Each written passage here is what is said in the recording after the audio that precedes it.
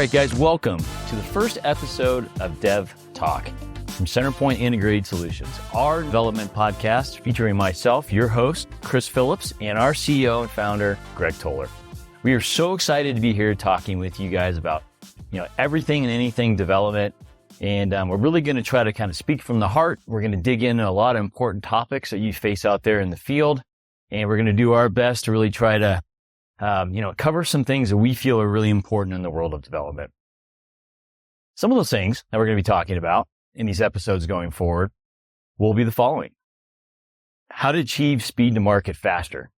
We believe this is a key component, for a lot of the companies out there that we work with. And we're going to give you some insights and some helpful tips on how to do that at a high level.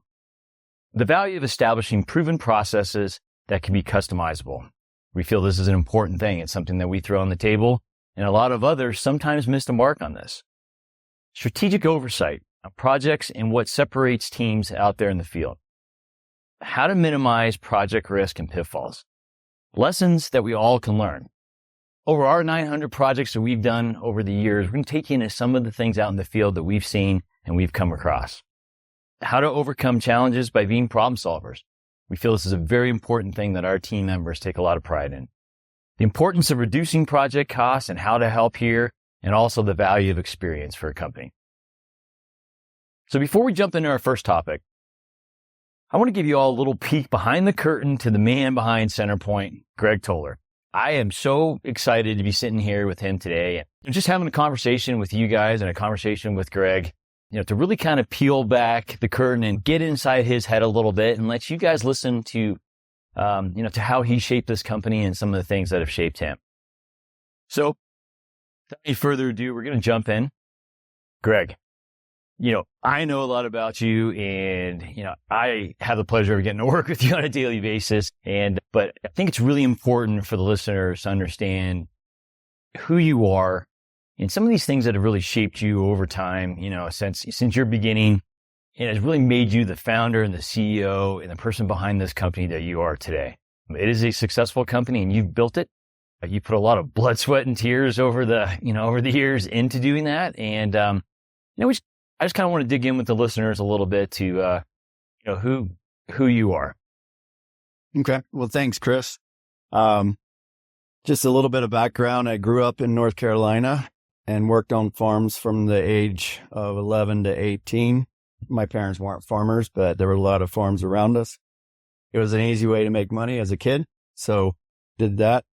And I was taught pretty early about work ethic and, a day on the farm starts about 5 o'clock in the morning. So you got to make the bell and get up and get at it. So, from there, I went on to college and I got a job at UPS. I worked all 5 years in college at UPS on the night shifts. Okay. After getting a civil engineering degree with a minor in construction management, UPS offered me a full-time job and I went to work for their plant engineering department, which basically is a department that builds their buildings, installs the conveyors, and then operates those buildings in the future. And then after a year of performing that role, I was transferred to New Jersey to build UPS facilities in Canada, upstate New York, and New Jersey. Okay. So from there, at UPS, one of the things is looking back on it, it was the best training that I've ever seen in the industry when it comes to construction management and putting the whole package together. There you manage a team, and when you're assigned a project, you get that project from before they've even selected the site, and then it's your project until you hand the operators keys to open it. Is that how most guys in the development space, is that the type of experience that a lot of young guys get when they're growing up, or was UPS a pretty unique training ground when it came to, how they taught you guys things and Right. It's pretty unique because most people at that point when they're starting their career, they either go the real estate route or they go the construction route. Okay. And this is kind of a combination of both. We worked hand in hand with the real estate and went on all the site tours to select the real estate. And then we would do our estimates on what it would take to develop that site, which obviously has an impact on which site works best and which site is the most economical. Okay.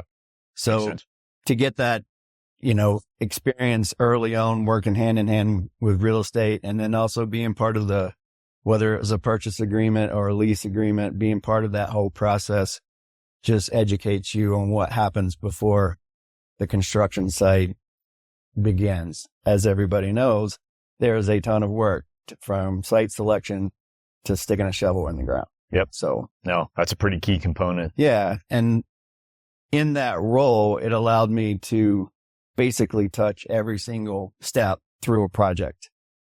And so, we were responsible for hiring the team, outside consultants, architects, mechanical, electrical, plumbing, civil, and the general contractor, the conveyor installer.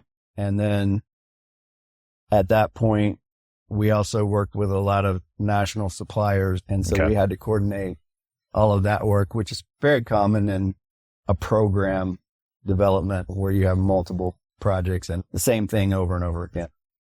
The thing that I took away from UPS that I think was most valuable is the technical specifications training, especially if you're a construction manager. A lot of people tend to not dig into the technical specs and not know what's in there. And if you don't know what's in there, you don't know what you're getting. And so UPS trained us as to, for example, tile. There's all kinds of references to the standards of how you're supposed to install tile. And so we went in and dug through all the standards that were referenced in our specs, but not in our spec.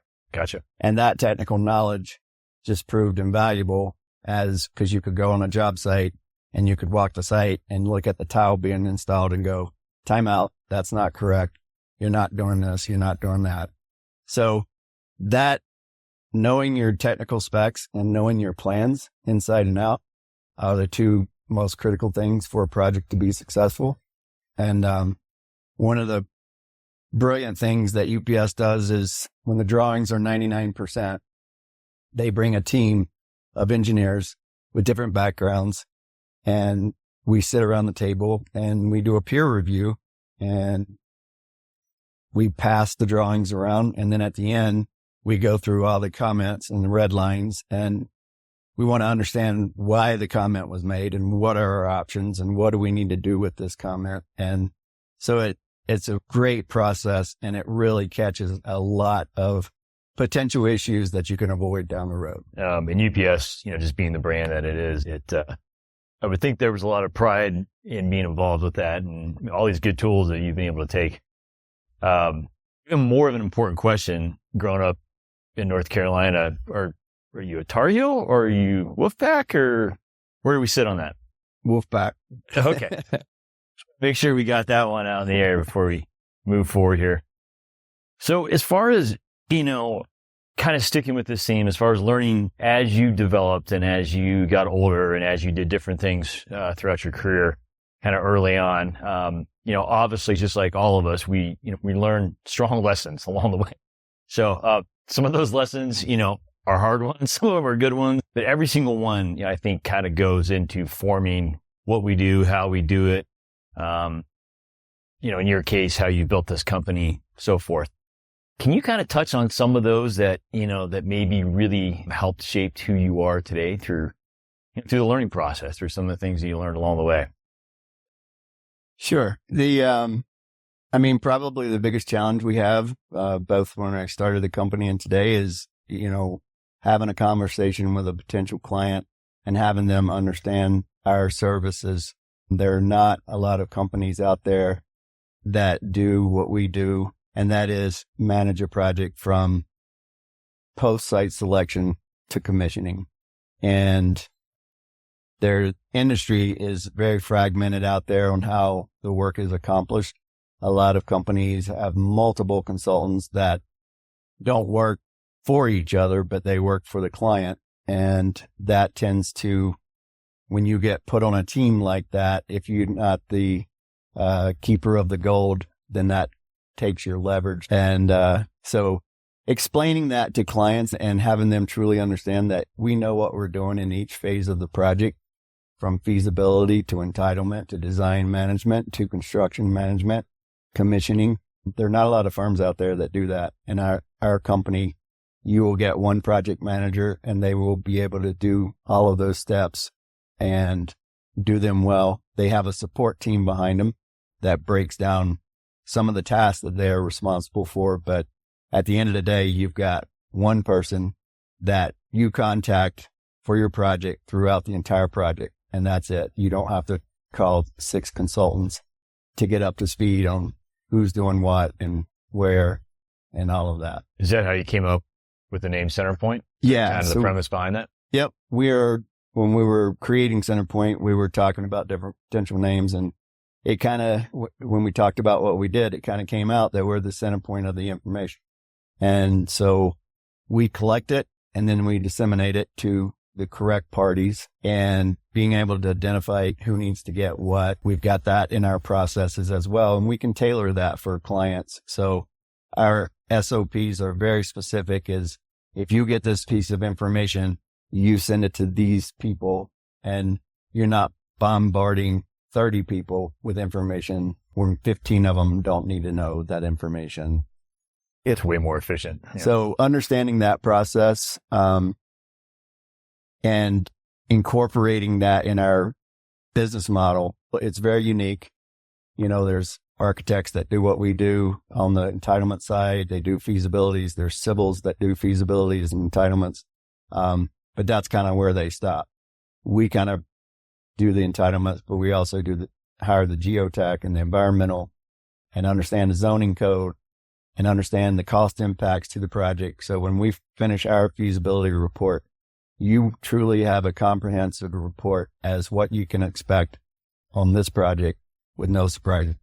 So I'm curious. I mean, obviously, during the recession and during COVID and times like that throughout a business owner's career, right? And, just through being in the industry, those are always really interesting times. So they can provide some really good lessons that if you can get through those times, right? I mean, a lot of companies have a hard time getting through those times, but if you can get through them, kind of explain to me a little bit on, maybe some lessons that you learned, whether it was, during the recession or during COVID, some of those times that have really helped shape how you try to attack things nowadays. Sure. To be clear, during the recession, I had started a true development company. I had capital partners, and we were going to do merchant retail development. Okay. We went out and bought a bunch of land between 2004 and 2007. Obviously, the real estate world stopped right after that. Some lessons learned is, don't close on land until you have a true deal with a retailer. So that was a pretty painful lesson. And, the thing that is probably most of our clients are able to negotiate longer entitlement periods because of the size of the parcels. And that's not always the case. But if you can get a long entitlement period or get your contract written so that you close 30 days after receiving entitlement, then that's utopia. So you minimize the risk all the way through the project and you get to a real deal, and then you can move forward. Even though our clients spend money to get approved entitlements, what we try to do, because it's not the final entitlement approval that triggers closing, what we try to do is get through entitlements with the minimal cost and the minimal plans that the cities need to approve, and minimize those design costs up front so that if you don't get your entitlement, your expenses out of pocket are pretty minimal. Okay. Anything, I know a lot of things have changed, and I know they keep evolving, and, as a developer and as someone that really, has grown a business and built a business on, being a service provider to clients, and really specializing in certain phases. Anything out there that you've seen that has become, obviously more complex, and what might that be, and how we tried to deal with that? I'm sure there's... It's funny because when I started over 30 years ago, I could go get anything approved in 3 months. And today that time period has extended to usually a minimum of 6 months. And in some parts of the country, it's 2 years to 2.5. That's how complicated the process has become. And quite frankly, we've kind of made a niche at our company by being able to understand that process, manage that process, and get our clients through that process quicker, because we've worked in over 120 markets across the United States. We've kind of seen everything thrown at us that cities can throw at you for developing a building. We know when to push back. We know when they've gotten out of their lane, their legal lane. And but we establish a relationship with those planners and building officials way up front at our pre-application meeting. And then we keep that relationship going all the way through the project, which I think is key. That has to be a huge thing you guys throw on the table when you're talking to folks on, why look at CenterPoint versus maybe a traditional way of doing it, right? Right. The speed to market is huge. Traditional way is you have a consultant that goes down and drops off the plans and waits until they get comments back on the plans. We do not do that. We drop off the plans. We talk to the planner. We ask them to reconfirm the timelines that we've identified during our feasibility study for approval. And if that's changed, we let our clients know. But then we also, if they tell us we can expect comments in 30 days, we're checking in on them during that 30 days. And we should receive the comments, but if we don't, we know exactly what's going on and we can relay that information to our clients. And if it's something that we need to expedite, we have ways of expediting it as well. Okay. Sounds good. All right. I'm shifting gears on you a little bit. So, before we dive in a little bit into our first topic, I need you to explain to our listeners and to kind of take them into the world of Greg Toler a little bit as far as just, what kind of guy you are. And, again, I mean, I'm with you every day. So I see it in the office, but I know that, any great leader, any person that builds a company, anyone that's responsible for all the people within the company, there's a lot to that person usually, right? And a lot of different angles. So, as a family man, as just a guy, who are we talking to when it comes to that? Yeah. I mean, I'm a pretty private person. And some say I'm quiet, but I like to say I do. The reason that people say I'm quiet is because I like to listen and try and capture every detail. That if I'm talking to a potential client and understanding what their needs truly are during that process, I'm also thinking about whether it's reduce costs, make the schedule better, different way of doing things. That's who I am. I'm a big listener, and a project for these people, it's a solution to our clients. And what we need to do is make sure that the solution meets the needs of the client. So we listen really carefully and look for waste or cost items that can possibly be eliminated. Or if it's needs that the client has that the city doesn't necessarily agree with, we're very successful in getting variances approved or negotiating with cities and doing that. And it's very tactful. It's very professional. And I think our success rate, very hard to measure, but we definitely win a lot more than we lose. I think, I think out there in the market, whatever industry, probably the most important thing is truly knowing how to listen. And I think a lot of people maybe say they listen or they're really good at listening, but I'm not sure it's always the case. So, it's just something that is just incredibly important to try to ultimately serve the client's needs.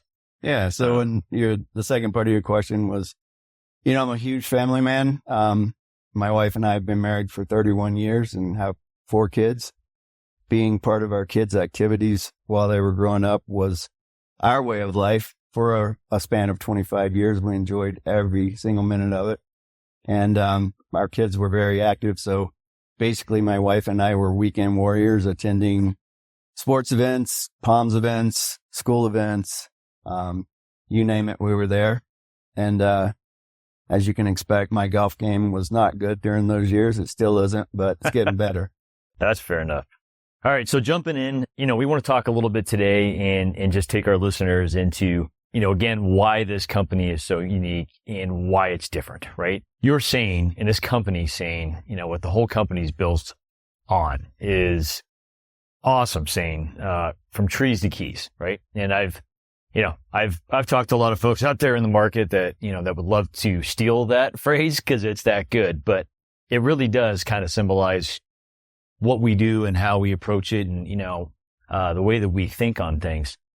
What did you see from a development standpoint early on in your career that really led you to want to start this type of company, right? And we talked about, the name CenterPoint and, some of the things that went into that, but, what was the driving force behind creating this one-stop shop resource, which is really unique? I mean, we keep going back to that, but it really is. And, it's so non-traditional within this industry, right? So, for somebody to kind of step out of the lane and try to create something that is not in this gigantic traditional lane that's been that way forever, but to realize and to see all the opportunities and all the things that maybe stepping out of that lane, could really help the end user and the client build things faster and build it more efficiently and, and put more emphasis on certain aspects. What was the big driving force behind that? Yeah. So early on when I left UPS and I got out and working with other clients and the different types of structures that clients use to get their projects done, what I found was, if you're the client who you hire the architect, you hire the civil, you hire the geotech and all of this, and then you're managing the team, it creates and you hold those contracts. It doesn't really create a team environment because everybody's just working for the owner and the client and nobody's looking out for each other on the team. And, once you have that team in place for a number of years, it can work, but there's a lot of conflicts and a lot of surprises when you have that type of approach to development. Whereas our approach, again, we start at the very beginning of the project. We select the team works for us, and they are truly teams. We have been working across the country. Me personally have been working across the country for 30 years, and I have a lot of consultants that I trust. I have a lot of consultants I would never hire again. So having those relationships and knowing who are great team members, it just makes it so much easier. They trust us. We trust them. They know they're going to get paid. All of those issues come off the table, and then the blame game goes away. When you have the other type of structure, if you've hired the architect and you've hired the civil and those two don't play well in the sandbox together, your life becomes extremely difficult as the project manager. Absolutely. And so our concept avoids that. We truly form teams. Our communications, I think, are off the chart. We over communicate, if anything. And I think that just makes for no surprise process. Everybody knows what everybody's doing. The project flows faster. People meet their deadlines, and they know that, there's more work to come in the future. So that's worth a huge amount of trust, not only trust, but cost too. You get a better discount if those other consultants know that there's more work coming down the road. Yep. So they don't have to try to make all of their profit on one job. I mean, if you were to say like 2 or 3, quick little hitters on what you really look for in your consultants, what's that look like? I know they're all different. Well, we pre-qualify all of them. We make sure that we dig into their jobs that they've done in the past. We call their references. We really vet them. We don't just go find 3 consultants and send them proposals and go from there. So we also interview them, face-to-face interview. I want to know who I'm dealing with. And the old saying, look them in the eyeballs. Right. That does hold true. Yeah. So from that perspective, I think we do a much better job pre-selecting consultants, and we do the same process for general contractors too. We don't just go get 3 random bids. We pre-qualify the contractors. We know what projects they've done. We know what their reputation is, and we don't pick the ones that don't have stellar reputation. Okay. And our philosophy is as well, you can always get a cheaper price. Hands down, you'll find somebody that can give you a cheaper price. But do you want the Chevy Volt, or do you want, a decent Audi or something that's going to last and get you there and not give you problems? Yep. My money always goes to the Audi because I don't want the problems. It's amazing how many folks, that we still see, right? They go after the cheaper option, and they usually end up paying more in the end. So it's an education process, to your point earlier. Yeah, absolutely. And, you won't know that until you're in the project and you're at that point, and then it's a surprise, then it's an issue, and then you get delays. And that whole process is avoided when you use our approach. And like I said, everything is smooth. If we happen to get, and we always do, one consultant that falls down on the job, we usually have other relationships that we can go to and pick that back up. But it's our issue. We work through it, and the client, it's not their issue, and we will deal with it. We will fix it and move forward. I mean, I would imagine dealing with big brand clients such as CarMax and UPS. It's they really look to your guys' teams to make sure they're playing at a very high level all the time. So, as you always say, no excuses. So, okay. Well, we've kind of talked about this a little bit, but, breaking it down into some benefits here, again, looking at how this company and how your company is built, around having the CenterPoint versus the traditional way of doing things. It's such a big piece of what we take pride in, right? Can you outline some benefits just briefly for us a little bit, and why you feel, if you were sitting talking to somebody and you were talking face to face, and somebody, sitting here and they were asking you, why is your company the company that I need to use to help my company achieve what I need to achieve versus maybe the way we've been doing it? What's that look like in, maybe 3 quick benefits? Yeah. I mean, benefit number one is the proof is in the pudding, or in our track record.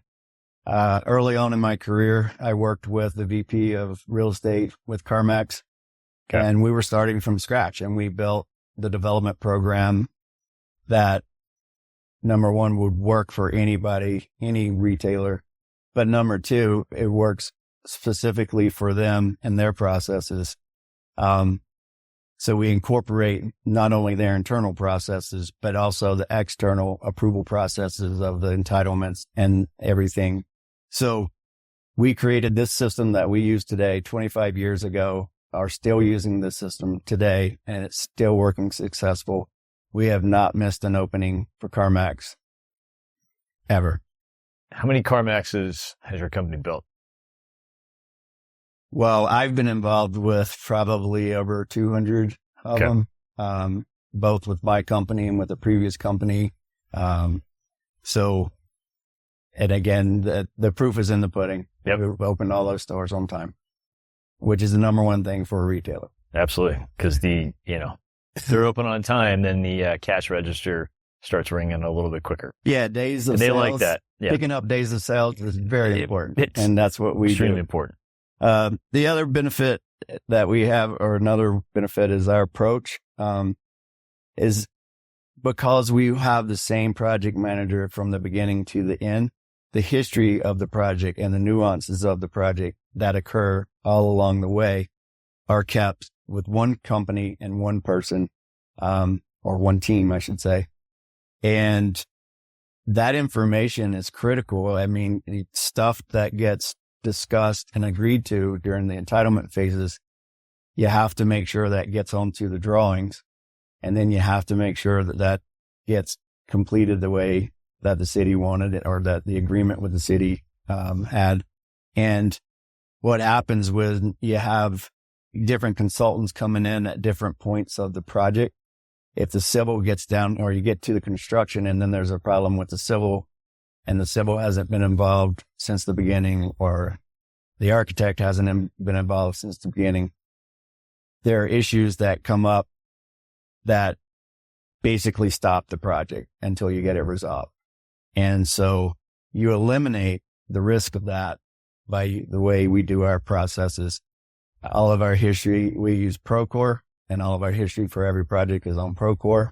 And again, you have a consistent project manager who, if an inspector is saying something's not right in the field and he gets that information, he can go, no, that's not true.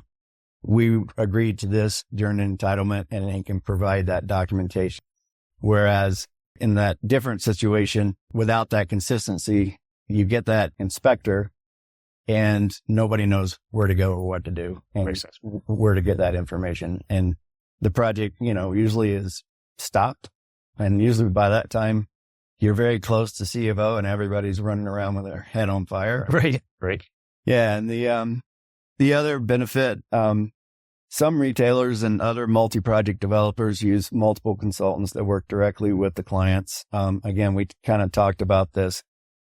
We have one point of contact. So if you're a potential client who you're the one that hires the architect, the civil, the geotech, the environmental, a project gets really complicated and your plate gets really full pretty quick because you've got to keep the communication open between everybody.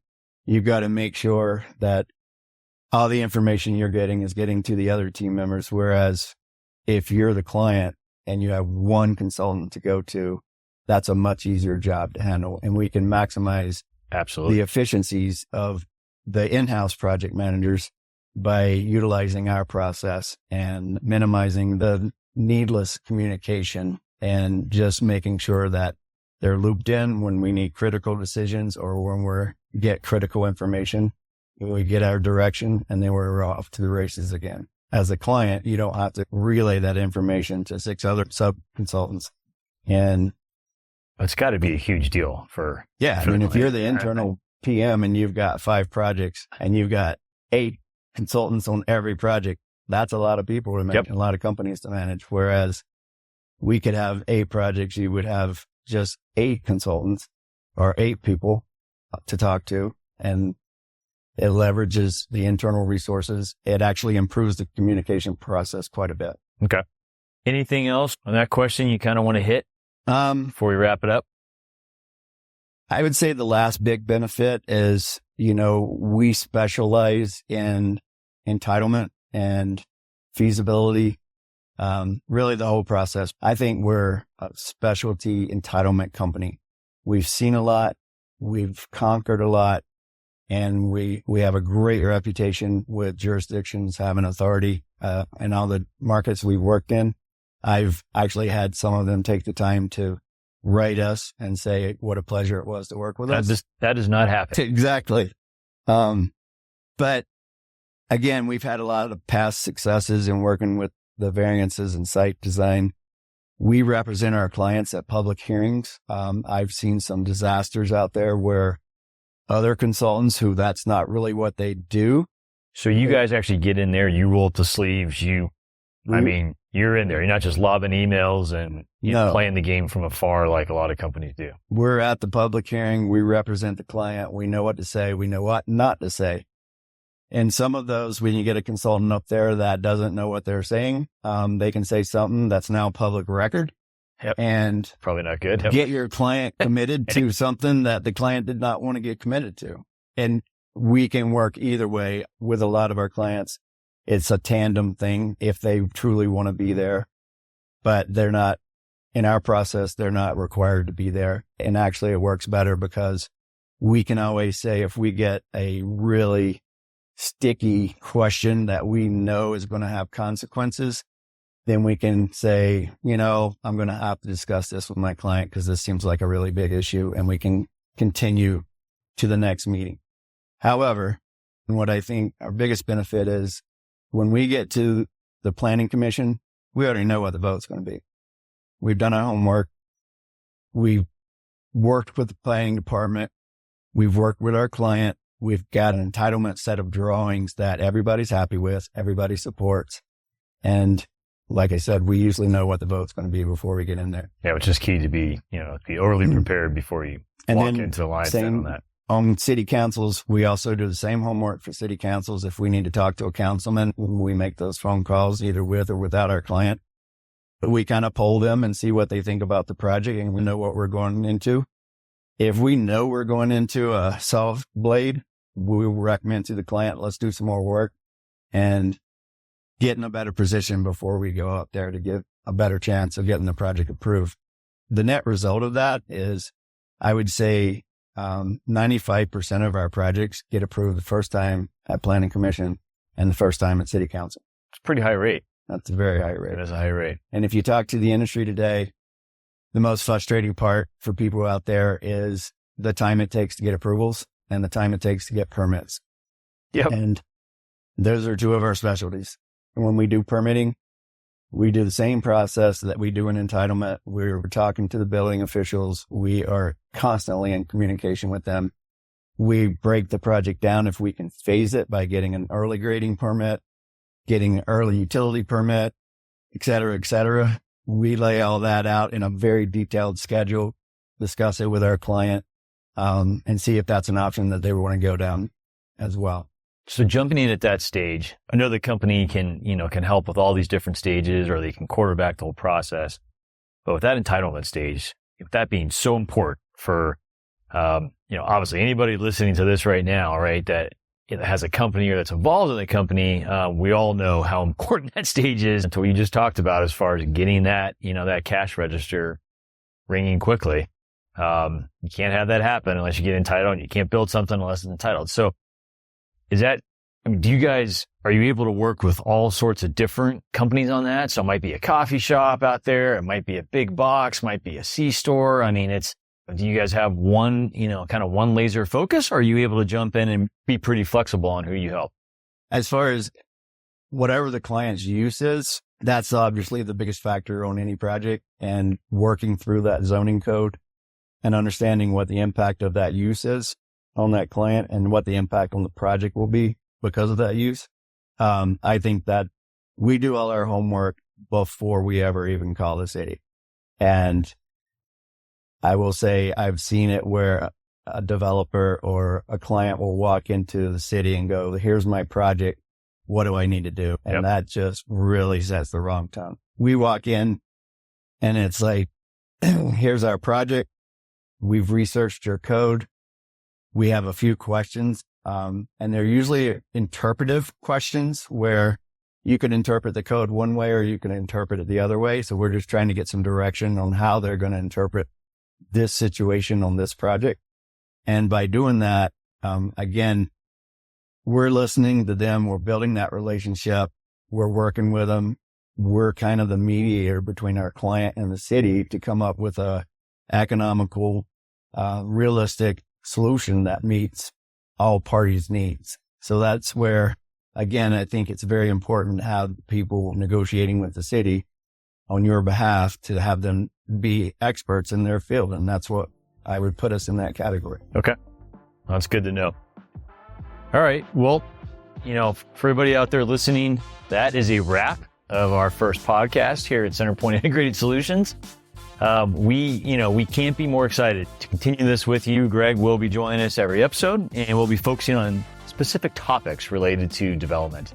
We might have a couple surprise guests from here on out. I'll kind of see how that plays out. But Greg, it's always a pleasure sitting down with you, and I can't wait to continue to get after it with you week after week. All right. Thank you. Thanks for joining us. Appreciate it.